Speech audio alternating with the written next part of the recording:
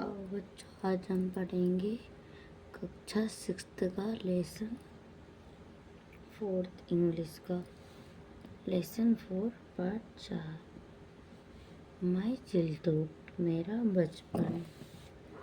देखते हैं। Do you know any story from Mahatma Gandhi life? क्या आप महात्मा गांधी के जीवन की कहानी जानते हो? स्टोरी मतलब कहानी और लाइफ मतलब जीवन। डू यू मतलब नो मतलब जानना। My father booked a book named Shravan Pitribhakti नाटक। मेरे पिताजी श्रवण पितृभक्ति नाटक नामक पुस्तक खरीद लाए। क्या करे? खरीद लाए। I read with interest, intense and interest. मैंने बहुत रुचि के साथ उसे पढ़ा, गहन रुचि के साथ उसे पढ़ा। I was shown the picture of Shravan crying the blind parents in a kanwar. मुझे श्रवण की तस्वीर अपने अंधे माता पिता को कांवर में बैठा कर ले जाते हुए दिखाई दी। जो उसके अंधे माता पिता था श्रवण कुमार ने उनको क्या कांवड़ में दोनों को बिठा लिया था। और ये सब कौन बोल रहे? महात्मा गांधी मुझे दिखाई दी। The book and the picture left a lasting impress on my mind. पुस्तक और तस्वीर ने मेरे मस्तिष्क पर गहरा प्रभाव डाला। किसने? पुस्तक ने और पिक्चर ने उनके मस्तिष्क पर क्या डाला? इम्प्रेस डाला, प्रभाव डाला उनके दिमाग पर। ठीक है। Here is an example for you to copy. I said to myself. ऐसा कौन बोल रहे हैं? महात्मा गांधी खुद से बोल रहे हैं। मतलब उन्होंने स्वयं से कहा कि तुम्हारे अनुकरण में यह एक उदाहरण है, मैं इनकी कॉपी करना चाहता हूँ। The play Harishchandra also capture my heart.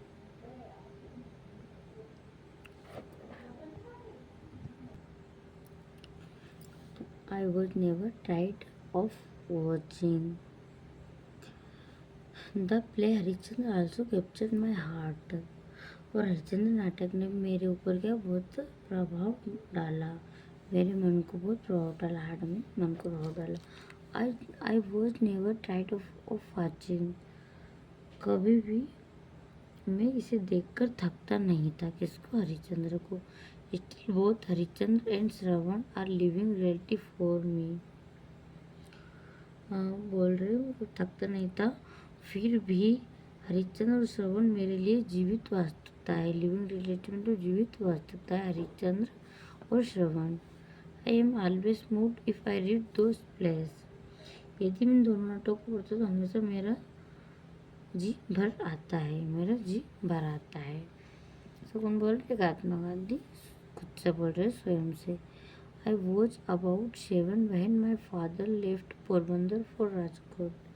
जब मैं 7 साल का था जबकि उनके पिताजी पोरबंदर से राजकोट के लिए रहने चले गए। कब गए वो? जब वो 7 साल के थे। ठीक है, वर्ज लगाए तो गए थे मतलब।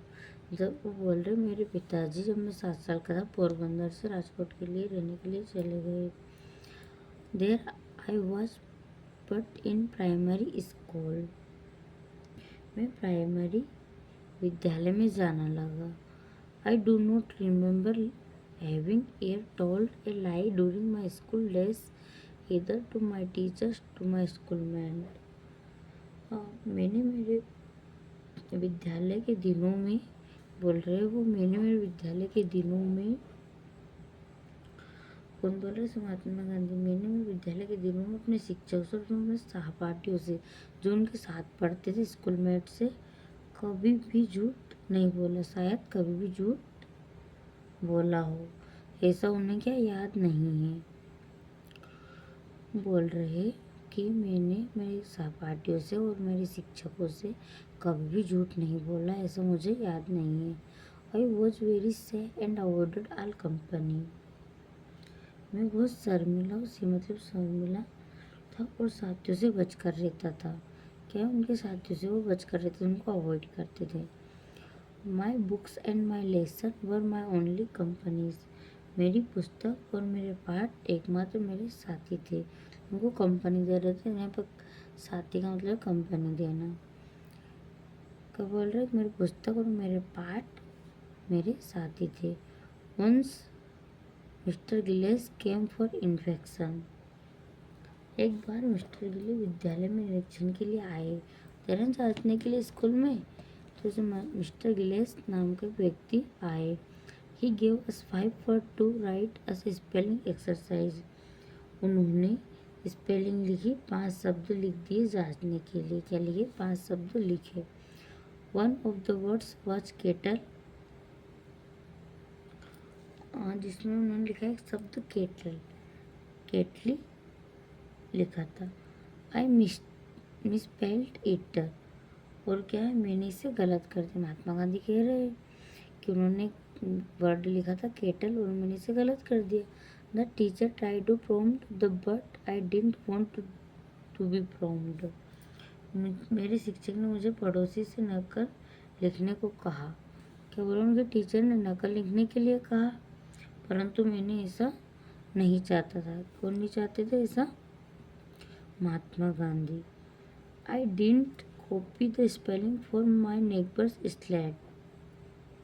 मैंने पड़ोसी की स्लेट से नकल नहीं की, जो पड़ोसी की स्लेट थी उससे नकल नहीं की। All student spelled every word correctly.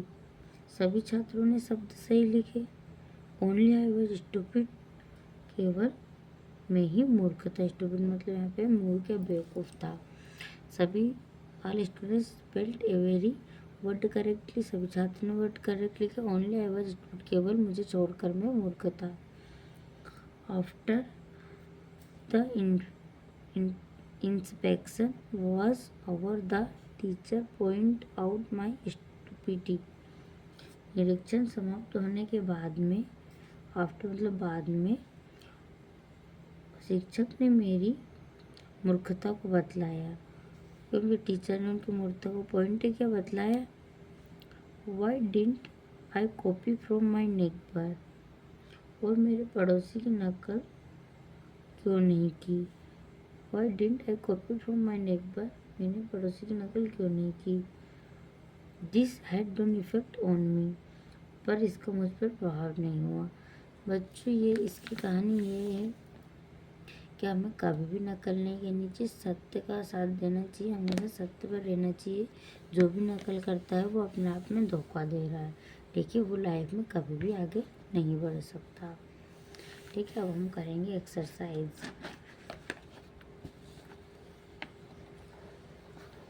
क्या करेंगे हम? एक्सरसाइज। पहले देखते हैं वर्ड पावर। क्या देखते हैं? वर्ड पावर मतलब शब्द शक्ति। Choose from the given words and fill in the blank.